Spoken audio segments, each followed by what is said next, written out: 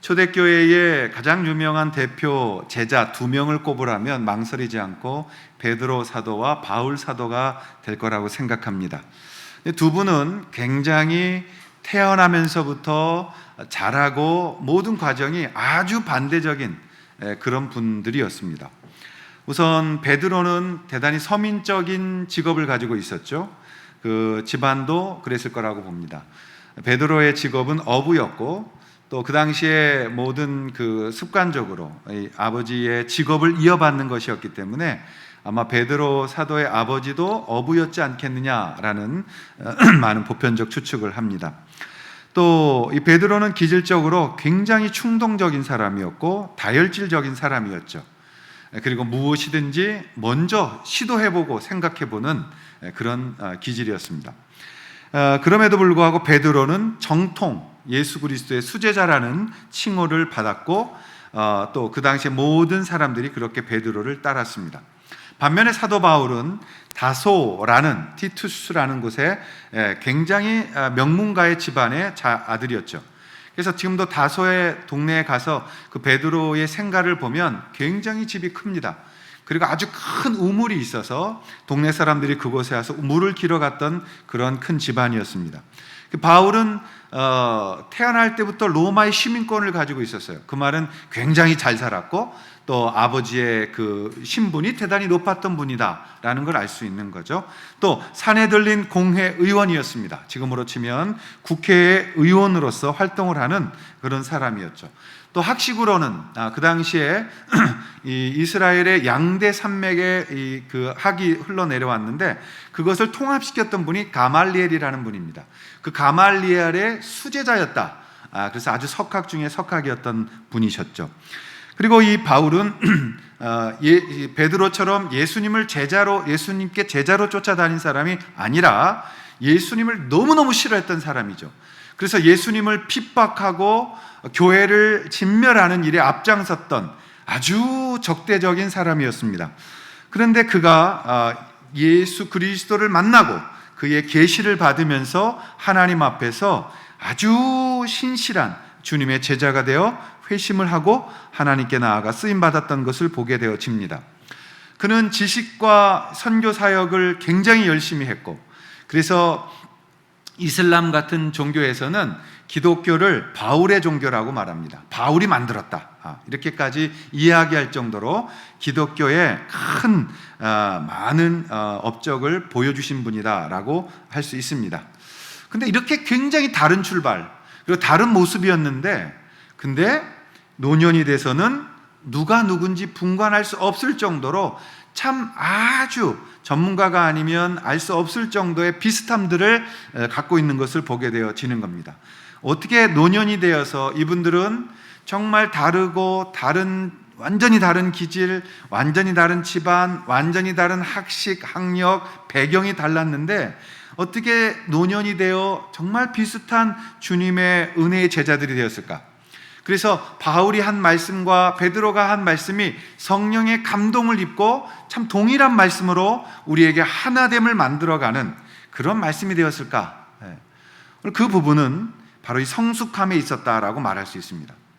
베드로도 성숙해지셨고 바울도 성숙해지면서 이 두 분은 아주 다른 지점에서 시간을 보내며 주를 따랐지만 궁극적으로는 예수 그리스도의 은혜 안에서 하나됨을 만들어내는 놀랍게 쓰임받는 믿음의 성숙한 지도자들이 되어졌다라는 것입니다. 오늘 베드로후서의 말씀은 이런 옛날에 막 좌충우돌하고 있던, 정말 앞뒤가 잘 맞지 않던 그런 베드로라고는 볼 수 없을 정도로 아주 성숙한 진리의 말씀을 성령의 감동을 통해서 우리 가운데 전해주고 계신 것을 볼 수가 있습니다. 왜 이런 일이 가능했겠느냐? 그것은 이유가 하나인데요. 그것은 바로 이 성숙한 성화가 있었기 때문이다. 베드로는 그것을 보배로운 믿음이라고 표현을 했습니다. 보배로운 믿음을 가지고 하나님의 신기한 능력을 통하여 우리가 신의 성품에 참여하는 자가 되었다. 또 옛날 성경에는 신에 참여하는 자가 됐다라고 말씀하고 신성에 참여한 자가 됐다. 이 말씀의 뜻을 오늘 우리가 돌아보면서 정말 우리는 어떻게 해야 하나님 앞에 이 성숙한 믿음의 사람들이 되어줄 수 있겠는가? 오늘날 교회의 부재는 성도의 숫자가 아니라 성도들이 성숙하지 못하다는 게 문제인 것입니다. 그래서 우리 종교개혁자들도 구원받은 이후에 그들이 어떻게 성숙해질 수 있는가에 대해서 대단히 많은 부분을 교육적인 측면에서 접근했던 것을 볼 수 있는 것이죠. 우리는 어떻게 해야 좀 성숙해질 수 있을까요? 우리는 어떻게 해야 정말 주님이 기뻐하시는 베드로처럼 바울처럼 우리도 성장해서 하나님 앞에 이렇게 아름다운 주님의 성품에 참여한 자의 모습으로 우리를 드러내며 또 주님 앞에 설 수 있을까요? 오늘 우리가 그것을 배우기를 원하는 것입니다.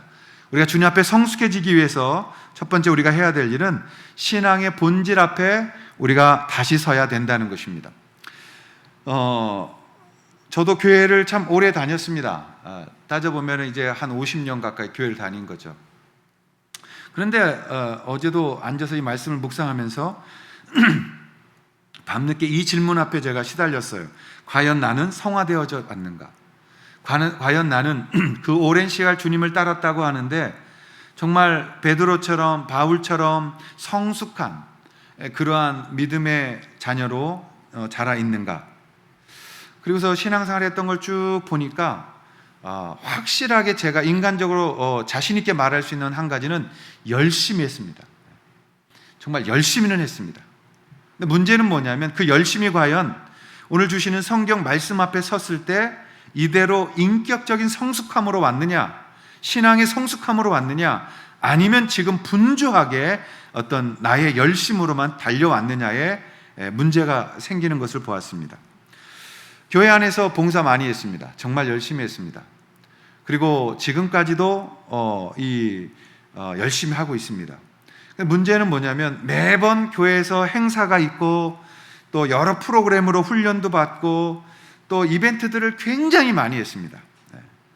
문제는 그게 우리의 신앙과 우리의 이 영적인 부분에서 성장이 이루어진 것이 아니다라는 것입니다.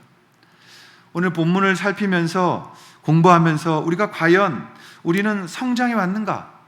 아니면 우리는 분주해 있었던가라는 것을 좀 구분해야 될 필요를 깊게 도전받게 되어진 것입니다. 오늘 베드로는 너희들 안에 이 보배로운 믿음을 주셨다 하나님께서. 그리고 그 예수를 알므로 점점 더 믿음 안에서 자라게 되어 그의 신기한 능력으로 생명과 경건에 속한 모든 것을 너희들이 받고 너희들은 하나님의 성품에 참여한 자가 되었다라는 아주 놀라운 선언을 하고 있습니다. 그러면서 5절, 6절, 7절을 우리의 신앙에서 생겨나야 될 열매적 차원에서 말씀하고 있음을 볼 수 있습니다. 자, 5절, 6절, 7절을 제가 한 번 더 봉독해 올리겠습니다. 그러므로 너희가 더욱 힘써 너의 믿음의 덕을, 덕의 지식을, 지식의 절제를, 절제의 인내를, 인내의 경건을, 경건의 형제 우애를, 형제 우애의 사랑을 더하라 라고 말씀하고 있는 것입니다. 우리 그리스도인들이 8가지의 덕목으로 정말 그리스도인은 이런 사람이며 이런 삶을 산다 라고 정의할 수 있었던 시대가 있었을까요? 여러분 신앙생활 할 때 저는 장로입니다, 저는 목사입니다, 저는 권사입니다, 안수집사입니다 라고 말하지만 우리가 그런 삶을 이야기할 때에 그 안에 5절부터 이 7절까지 나타났던 8가지의 덕목이 과연 소개되어지며 우리 속에서 보여지고 있는가? 이것을 오늘 우리가 고민해야 된다는 것입니다. 사실 우리는 그렇게 살지 못했던 부분들이 너무 많습니다. 교회에 오면 바쁘게 여러 가지 일을 많이 했어요. 참 봉사라는 이 말 아래 우리는 너무나도 많은 일들을 했습니다. 근데 우리가 한 가지 자꾸 이제 잊어버릴까 봐 다시 제가 정의를 내리고 싶은 것은 우리의 복음은 우리에게 무엇을 일하고 어떠한 행동을 먼저 요구하지 않는다는 사실입니다. 다시 말하면 복음은 하나님께서 인간이 우리에게 어떤 일을 하셨는가를 가르치는 게 먼저다는 것이죠. 우리가 뭐 헌신하고 봉사하고 뭐 이벤트에 참여해서 스텝으로 돕고 청소하고 그것도 나중에는 해야 될 필요가 있지만 복음의 출발은 우리가 무엇을 해야 되는 것에 나아가잖아요. 종교는 그렇게 말해요. 종교는 들어오자마자 열심을 내서 그 신을 섬기고 무엇을 바치고 자신을 헌신하라고 요구하지만, 복음은 한 사람이 하나님 앞에 불림받았을 때 당신을 불러낸 분이 누구시며 하나님의 복음이 무엇이며 하나님의 영광이 당신 가운데 어떻게 임하시고 있는지에 대하여 하나님이 하신 일을 먼저 가르치는 것이 복음이다라는 것을 우리가 기억할 필요가 있다는 겁니다. 그래서 복음의 순서는 우리가 무슨 일을 하려고 움직이는 행동이 먼저가 되지 않고, 하나님을 알며 나를 부르신 분을 알며 그분을 경험하며 그분 앞에 초점을 맞춰 나아가도록 우리를 만들고 있다는 겁니다. 사랑하신 여러분, 우리가 예수님 처음 만났을 때 기억하세요? 예수 첫사랑? 한 분도 고개를 끄덕이지 않았는데 다행히 이쪽에서 한 분이 끄덕거렸어요. 다시 한번 물어볼게요. 예수님 처음 만났을 때 그 설레었던 경험을 기억하십니까? 저는 정말 그때는 세상이 다 다르게 보였어요. 제가 인격적으로 예수님을 다시 영접한 건 고1 때인데요. 그때 예수님이 너무너무 알고 싶어서, 사실 뭐 기도원 혼자 매번 끝나면 예배당에 와서 혼자 2시간씩 이상 기도하고 하여튼 말씀을 읽고 변론하고 그런 과정에 정말 주님 만나고 싶었어요. 근데 고등학교 2학년 때 여름 수련회를 가서 그 주님을 만났죠. 정말 어찌할 수 없도록 나를 압도하시는 하나님. 그래서 예배 도중에 막 견딜 수 없도록 막 감당할 수 없을 정도로 주님의 임재하심, 그리고 내 죄를 그냥 온통 파노라마로 보이시면서 하나님 앞에 왜 나 같은 쓸모없는 인간을 위해서 예수님이 죽으셔야 됐는가에 대해서 내가 그 대중 속에서 소리를 치며 울부짖게 하셨던 주님, 그리고 나를 불러내셔서 인격적으로 나에게 사랑하신다고 말했을 때 그 몇 년을 제가 그 하나님 앞에 꿈속에서 살았던 기억이 있습니다. 그때 말씀이 지금처럼 이렇게 힘들지 않았어요. 내가 말씀을 읽는 게 아니라 말씀이 나를 끌고 다닌다고 생각했어요. 그래서 우리 여기 오늘 와 계시는 이기순 장로님 종로 서점 하실 때 가서 빨간 책 성경 3,000원 주고 제가 사서요, 우리 장로님 거기서 사서 제가 읽었어요. 그리고 너무너무 복음이 그리워서 책에 빠져 살고 정말 열심을 내서 하나님 앞에 헌신하며 일을 했던 모습을 기억합니다. 사랑하신 여러분, 복음의 처음 출발은 행위나 행동을 권하는 것이 아닙니다. 하나님 만나길 원하는 거예요. 그 주님이 우리를 부르시고 믿음을 주셨을 때 그 주님 앞에 너무너무 감사해서 밤을 새워 기도해도 어떤 일을 해도 다 찬송과 신앙의 아름다운 고백을 통해서 했던 그때가 바로 주님을 깊이 만나는 때며 주님을 체험하게 되는 때며 선하신 내 아버지의 은혜를 우리가 만나는 거죠. 그래서 복음은 하나님이 먼저 우리 가운데 믿음을 선물로 주시는 거예요. 누구처럼? 아브라함처럼. 아브라함은 뭘 잘해서 믿음을 대가로 받은 것이 아닌 것이죠. 아브라함이 성경에 기록된 목적은 이제 하나님께서 스스로 복음에 나올 수 없는 모든 것들을 포기당한 인간에게 내가 아니고선 결코 내게로 올 수 없다는 것을 보여주신 믿음으로 구원을 주는 역사의 시작을 아브라함이라는 대표자를 통해 모든 인류를 그렇게 구원하겠다고 보이신 가장 중요한 첫 샘플이며 견본이 아브라함이었다는 것이죠. 그래서 그 복음을 불러낸 자들은 은혜로 시작하여 하나님의 구원의 문제를 얻고 영적인 부분이 회복되어지기 시작합니다. 그때가 가장 주님을 깊이 알아갈 때예요. 오늘날 문제는 뭐냐? 정말 그런 영광 가운데 죄의 두려움으로 인하여 우리가 거듭난 게 아니고 그냥 교회만 한번 와줘, 그러면 믿는 걸로 해줄게, 등록시켜 줄게, 그것도 땡큐야, 괴롭히지 않을게, 그리고 이벤트에 들어가서 열심히 놀고 교제하고 좋은 일 있을 때 같이 뛰어놀아. 여기서부터가 모든 것들이 그릇되어져 가고 있는 거죠. 그리고 우리는 바쁜 이벤트 속에서 살아갑니다. 가만두면 안 돼요. 성도들이 딴 생각해요. 빡빡하게 스케줄을 짜서 돌려야 돼요. 그러지 않으면 성도를 자꾸 이상한 소리예요. 이런 개념이에요. 오늘부터는 좀 여러분들 이제 방학도 했겠다, 조용히 앉아서 이상한 꿈 꾸시길 바랍니다. 이상한 얘기도 하시길 바랍니다. 나 구원받지 못한 것 같아, 이런 좀 이상한 소리 하십시오. 그리고 주님 안에서 이 주님의 하신 일에 대하여 주님 내게도 이 갈급함을 달라고 기도하실 수 있기를 바랍니다. 그래서 하나님은 그 갈급함 속에서 하나님을 알아가기를 원하게 하시고, 그리고 이제 그 알아가는 능력이 우리 안에 흘러나왔을 때 정말 소금이 되어 녹아지고 빛이 되어 타들어가는 그 모습이 우리 안에서 예수님 때문에 나오기 시작할 때 우리를 통하여 또 다른 자에게 복음이 삶으로, 말씀으로 증명되게 하시는 거죠. 그리고 하나님은 이런 성숙해진 우리를 끌어안으시며 수고했다, 나의 찐 아들아. 안 웃을 줄 알았어요. 찐이란 단어가 애들은 진짜란 뜻인데, 찐 성도, 여러분 진짜의 아들이 되어지는 것. 그리고 그분은 우리에게 이제 당신의 영광을 따라 닮은 우리에게 하나님의 영광을 부어주시게 되어지는 거죠. 저는 그게 복음이라고 분명하게 여러분에게 선포하고 싶습니다. 그리고 가정도 그렇게 돼야 되는 줄 믿습니다. 여러분, 우리가 부부가 결혼할 때에 무슨 일 하려고 결혼하는 거 아니잖아요. 나 너무 싫은데 결혼해서 우리 같이 선교 가자, 그래서 만나신 거 아니잖아요.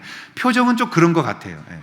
지금 보면 표정은 난 너 너무 싫은데 그냥 우리 결혼해서 애 낳자, 뭐 이래서 사시는 표정은. 우리가 그런 건 아니잖아요. 너무너무 사랑해서 결혼이란 제도를 통해서 한 가정을 꾸미고 그 안에서 사랑해서 그 사랑으로 열매 맺어가는 것 아닙니까? 교회도 마찬가지죠. 교회도 하나님을 알고 그 은혜를 경험하고 그 속에 움직이는 하나님의 사람들을 통해서 우리는 교회의 진정한 의미를 알게 되어지는 것이죠. 여러분, 베드로후서 2장에 가면 이단들에 대한 이야기가 나옵니다. 어떤 사람이 이단인가? 간단해요. 복음의 순서를 바꾸어 놓는 사람들이에요. 이단들은 말하기를 열심을 내라, 열심으로만 부딪혀라, 하나님이 어떤 분인지 그거는 별로 중요한 것 같지 않게, 그것을 가볍게 여기는 게 율법주의며 또 그것에 따라서 너무 지나치게 나가는 게 영지주의라는 것입니다. 먼저 우리가 하나님을 만나고 그분을 경험하게 될 때 그분의 가장 신기하고 또 신기한 능력, 하나님의 성품에 참여하는 자가 되는 것이 무엇인가? 오늘 이 성경의 소리는 발견할 수 있게 되어지는 것입니다. 그래서 오늘 우리가 스스로 무엇인가를 열심히 하려는 신앙, 그것도 중요하지만 내가 정말 성령에 취하면요, 내가 기도하고 싶은 게 아니라 성령이 끌어다 앉혀놓고 기도시킬 때가 있어요. 그리고 성령이 그 기도를 통해서 하나님의 일을 만들어 가시는 것이죠. 그것이 우리 안에 경험되는 겁니다. 자, 이제 5절부터 7절까지 이 8개의 단어를 통해서 주님이 어떻게 우리를 인도해 가시며 어떤 사람이 과연 신의 성품에 참여한 자로서 이 땅을 승리하고 살아가고 있는지를 나누려고 하는 것입니다. 자, 첫 번째 보면 믿음으로 시작합니다. 그러므로 너희가 더욱 힘써 너의 믿음에 라고 시작합니다. 그리고 7절에 보시면 마지막 더하라는 동사가 있습니다. 더하라. 이렇게 해서 형제 우애의 사랑을 더하라. 이 더하라는 뜻이 어떤 뜻이냐면 이 공급한다는 뜻입니다. 그래서 다른 이제 우리 한글 번역에도 공급하라고 번역되어 있는 데가 많이 있습니다.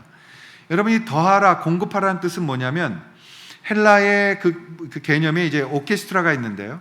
오케스트라가 연주를 하게 되면 각자가 필요한 것들이 있어요. 그래서 각 사람들에게 필요한 것을 갖다 주는 것, 그걸 채워주는 단어가 더하라, 공급하라는 뜻을 가지고 있는 것입니다. 그래서 이 합창이 아름답게 이루어질 수 있도록 만들어지는 단원들에게 모두 필요한 것을 공급할 때 사용했던 단어가 바로 이 더하라라고 번역된 단어입니다. 그래서 이제 믿음이라는 것은 뭐예요? 피스티스라는 거죠. 믿음이라는 것은 하나님이 주신 믿음을 말하는 거예요. 하나님이 내게 선물로 주신 믿음, 내 속에서 만들어질 수 없는 믿음, 내 스스로 결정할 수 있는 것이 아닌 믿음, 하나님의 전적인 은혜의 믿음을 주셨어요. 그래서 그 믿음에, 은혜로 믿음을 받은 너희들은 덕을 세우라는 거예요. 덕을 공급하라는 거예요. 여기서 덕이라는 게 무슨 뜻이냐라는 것입니다. 이 덕이라는 뜻만큼 좀 잘못 이해되어지는 단어가 흔치 않은데요. 이 덕이라는 말이 아레텐이라는 헬라어입니다. 아레텐. 근데 이게 어떤 뜻에서 파생됐냐면 디카이오슈네라는 의라는 단어에서 파생된 거예요. 그래서 이 덕이라는 아레텐이라는 단어는 도덕적인 능력, 즉 선한 행실을 가능하게 하는 도덕적 능력을 말할 때 바로 이 아레텐이라는 단어를 썼습니다. 그래서 이것을 사용한 데를 보면 영혼에 활동하는 힘을 의미할 때 덕이라 그래요. 영혼이 움직이는 힘이 덕이에요.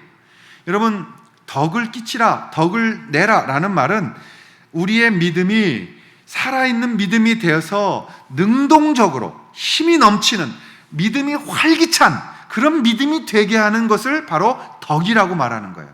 그래서 무기력함과 신앙의 권태기가 밀려왔다면 여러분 그 믿음의 덕을 얹으셔야 됩니다.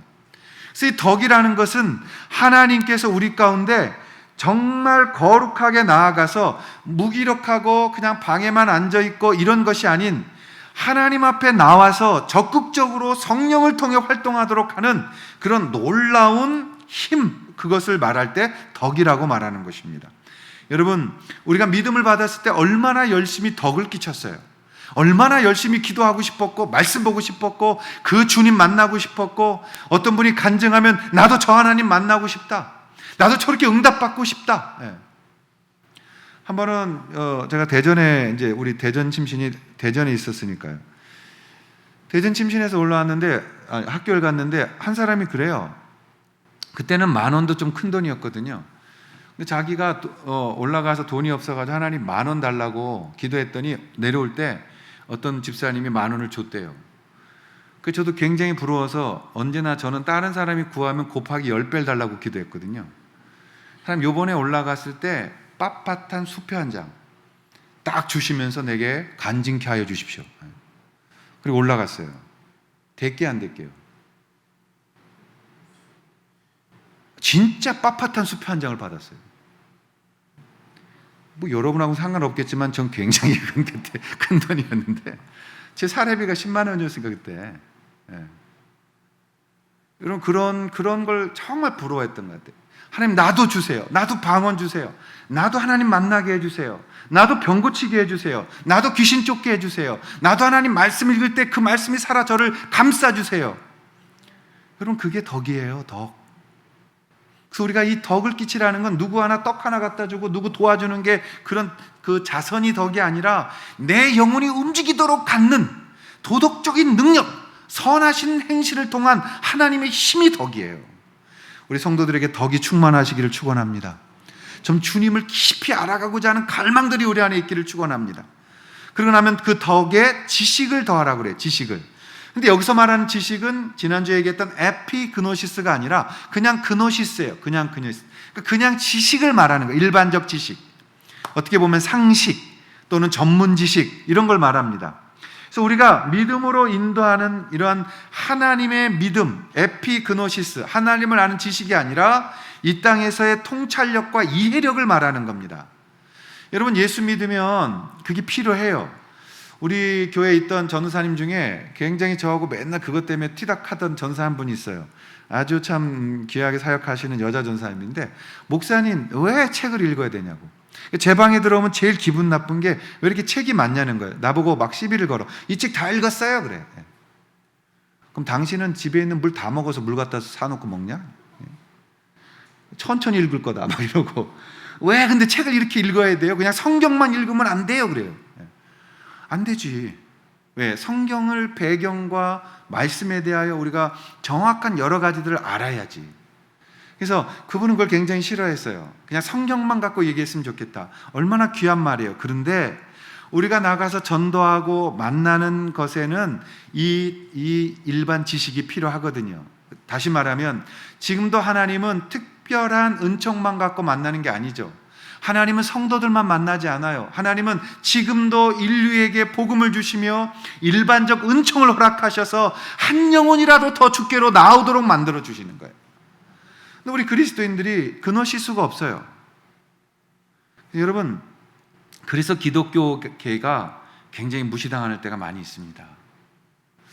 사실 저는 이어령 교수님을 이렇게 먼 발짝에서 한번 뵌 적이 있는데 그분의 책을 이제 읽어보니까 저하고는 좀 잘 안 맞았어요. 솔직히 말하면 너무 부드러워서. 목사들은 막 좀 논리적이고 뭐 어떤 탐구적인 이런 책을 좀 좋아하는데 그분의 책을 읽으면 너무 편한 거예요.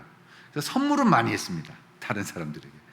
근데 이어령 교수님이 우리나라의 최고의 지식인이라고 불리우는 그분이 예수님 믿고 복음 안에 들어와서 여러 가지들을 책을 썼을 때, C.S. 루이스라는 이 엄청난 학자가 주님을 믿고 많은 변증적인 복음을 전파했을 때, 여러분 기독교계가 얼마나 큰 힘을 얻고 풍성한 복음을 나눌 수 있었던가요? 저는 우리 모든 성도들이 이성과 감성과 이해력을 필요로 하는 이 영역에서 함께 지식에서도 자라날 수 있기를 축원합니다. 그래서 많은 사람 앞에 보편적인 지식을 가지고 세상에 나가서 복음을 전할 수 있는, 그리고 그것이 상식적인 선상에서 존경받을 수 있는 그런 믿음의 성도들이 되시면 좋겠습니다. 안타깝게도 우리 선배님들이 왜 복음을 이렇게 한쪽으로, 이 기도원 쪽으로만 몰고 갔느냐? 70년대에 목사님 되신 분들이 감옥에서 많이 나왔어요. 나는 전직이 깡패였습니다. 뭘 자랑이라고 그런 걸 얘기를 해요? 뭐 자랑이에요 그게? 하나님의 은혜가 클 뿐이지. 그러다 보니까 복음 자체가 너무 행동적으로만, 너무 기적적인 쪽만으로 끌려갔던 것이 있습니다. 우리의 덕에 지식을 얻는 믿음 안에 설 수 있기를 바랍니다. 그러면 이 지식엔 또 뭐가 더 공급돼야 되느냐? 절제를 더하게 된다는 거예요. 절제. 여러분, 우리가 지식이 많은 사람들을 갖고 있는 게 뭐예요? 교만입니다. 영적으로도 마찬가지예요. 영적으로 많은 체험을 하게 되어지면은 말하고 싶어지거든요. 그래서 간증하고 싶어져요. 굉장히 귀한 것이에요. 근데 그 안에 꼭 갖고 있어야 될 게 뭐냐? 절제예요. 우리가 체험한 거 다 말할 수 없어요. 왜? 어떤 사람은 그거에 시험 들거든요. 내가 하나님 앞에 체험한 것도 내어놓을 때 다른 사람들은 하나님이 나한테는 그런 경험을 안 주세요. 어린 신앙 사람들은 그럴 수가 있죠. 그래서 여러분, 이런 부분을 잘 다스려야 되는 거예요. 그게 절제예요. 절제라는 것은 우리 안에 충동과 욕망과 정욕이 끌어나오는 것에 대한 우리의 이 다스림입니다. 우리가 참 주변에 좋은 목사님들, 얼마나 잘 준비된 분들 많습니까? 근데 그분들이 지식도 많고 뭐 어쨌든 좋은 장소에서 좋은 분들과 함께 큰 교회를 할지는 모르나, 그러나 절제가 없어서 얼마나 많이 쌓아놓은 것들을 힘들게 한순간에 다 파괴하고 있냐고요. 우리가 신앙생활 하면서도 하나님 앞에서 절제를 배우지 못해서, 절제가 내 안에 없어서 그냥 막 생각나는 대로 하고 싶은 대로 다 해놓고 나중에 그거 후회하고 뒷수습 안 돼서 또 거기에 대해서 고통당하는 분들도 많습니다. 여러분, 우리가 인생의 가장 소중한 것으로 자라갈수록, 시간이 갈수록 우리가 배워야 되는 것은 절제라는 것입니다. 그래서 잠언서는 이렇게 말씀하죠. 잠언서 4장 23절에 보면 이렇게 말씀합니다.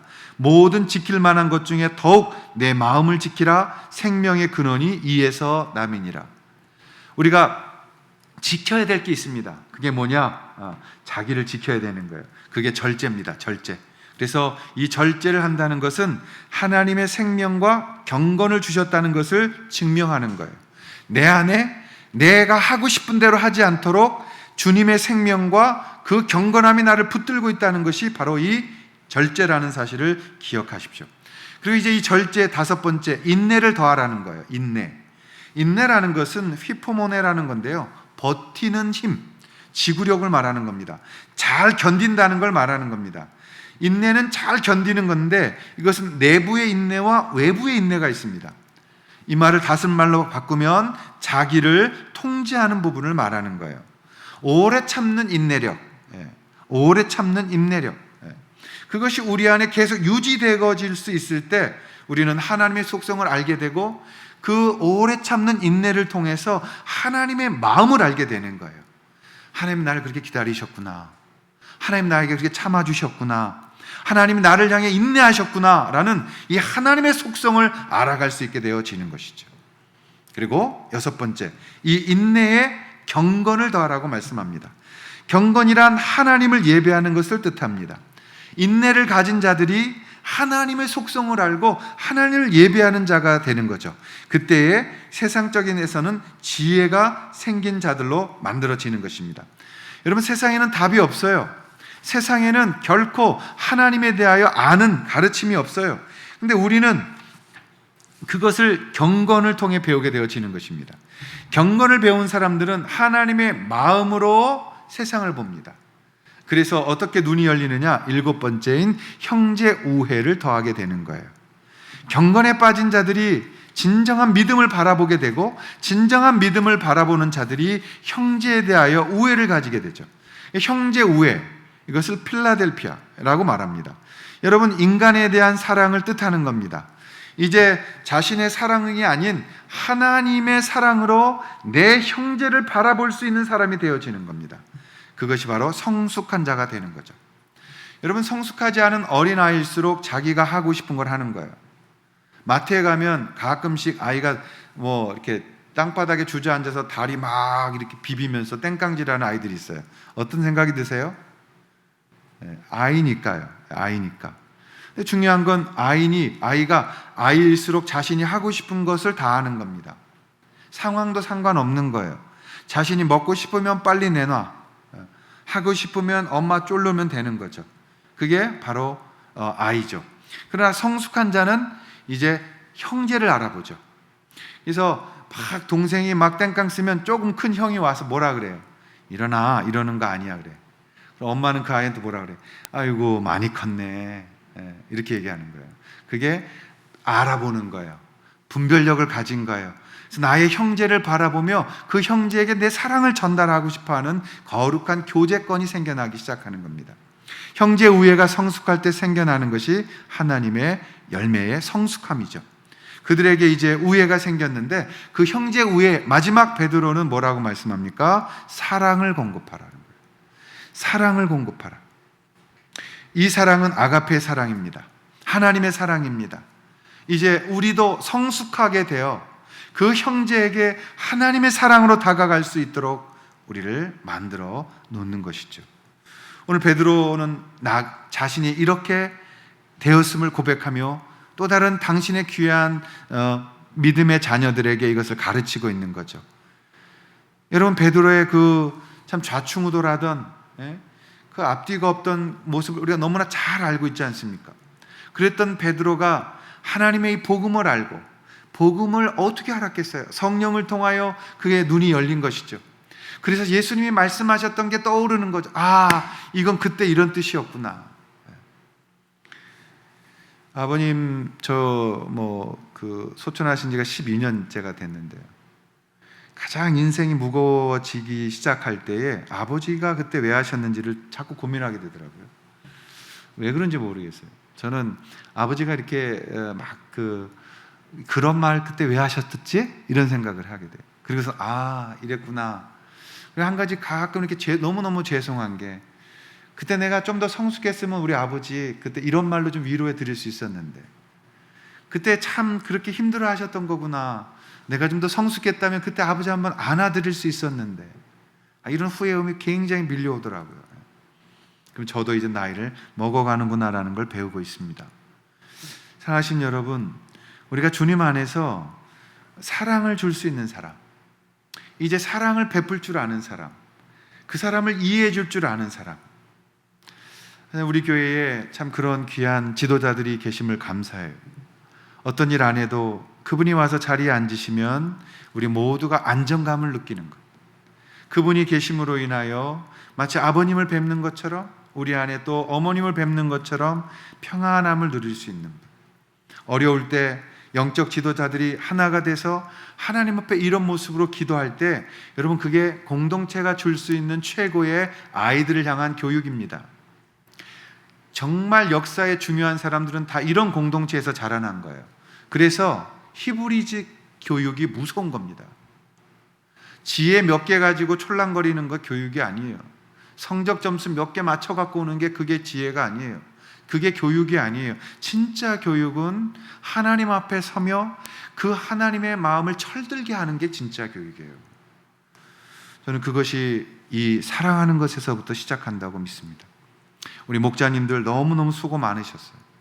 정말 자랑스럽고 감사하고, 근데 돌아보면 목자인 우리가 더 자라났다는 것, 목자인 우리가 더 하나님 마음을 알게 됐다는 것, 그것이 바로 나를 드리는 자가 받는 축복이라는 사실, 그걸 우리가 기억하는 거예요. 내가 애를 낳아보니까 내 어머니의 마음을 이해하는 것, 내가 고생해보니까 아픈 자들을 이해할 수 있는 것, 내가 없어 보니까 가지지 않은 힘든 자들을 이해할 수 있는 것, 그것이 바로 우리가 사랑할 때 받는 우리의 성화의 기쁨이라고 믿게 되어지는 것입니다. 우리 이런 부분에 대해서 더욱더 좋은 교회로 만들어가고 더 사랑해서 우리 안에 이 열매들이 가득가득 맺혀지는 것들을 바라볼 수 있어야 되는 것이죠. 그러기 위해서 마지막 한 가지를 여러분들에게 꼭 당부하고 싶습니다. 우리는 다윗이라는 인물을 잘 알고 있습니다. 성경에서 다윗 빼면은 참 많은 부분을 빼야 될 겁니다. 이 다윗은 만약에 천국 가서 물어보고 싶은 게 있는데, 당신의 인생 가운데서 가장 의미 있는 아니면 힘들었던 만남이 무엇이었냐라고 물으면 제가 혼자 생각할 때는 골리앗의 만남과 밧세바의 만남이지 않을까 싶습니다.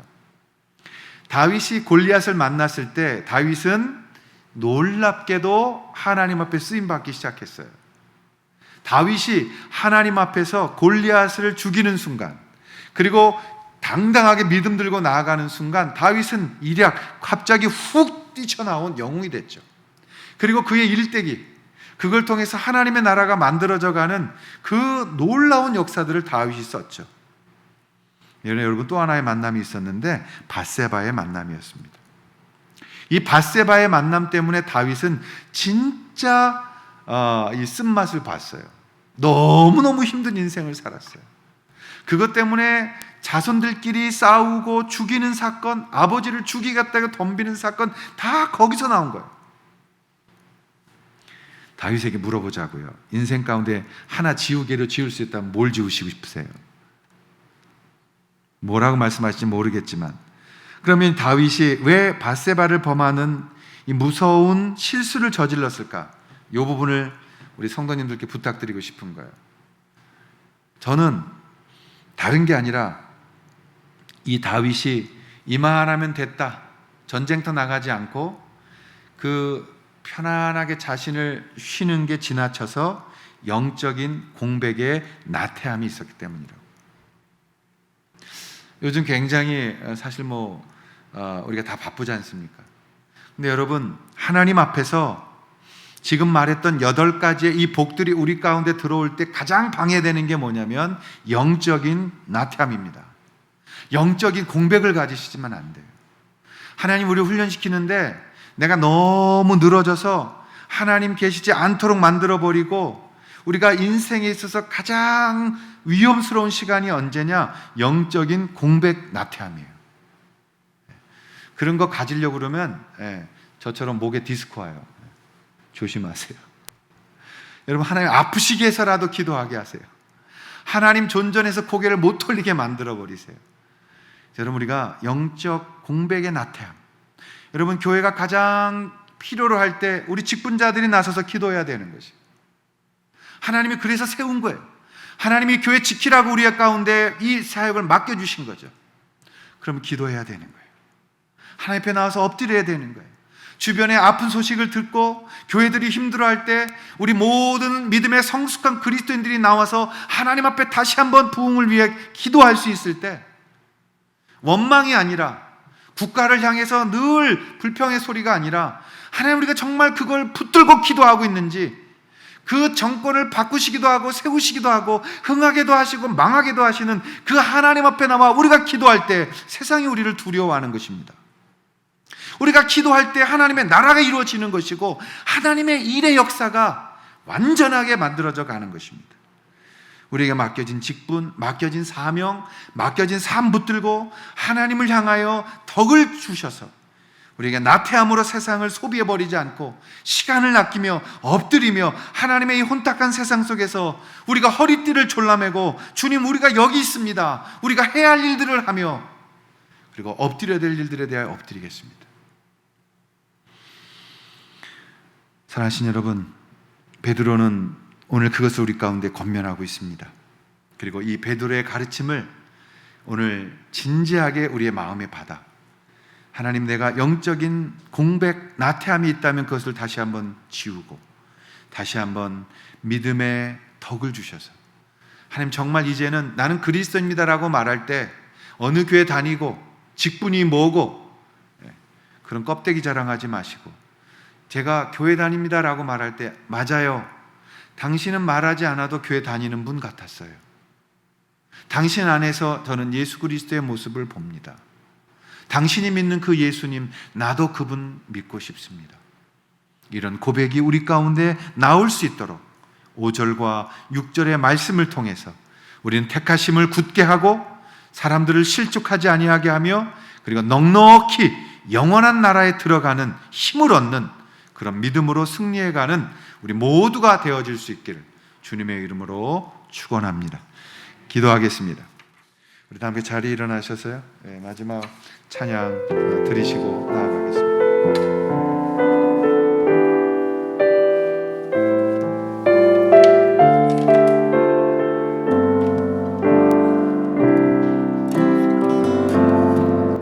날이 저물어 갈 때 길들에서 걸을 때 그때가 하나님의 때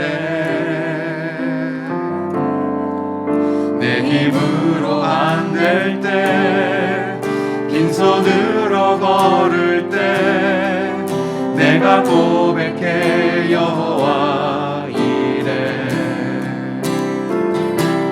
주가 일하시네 주가 일하시네 주께 아끼지 않는 자에게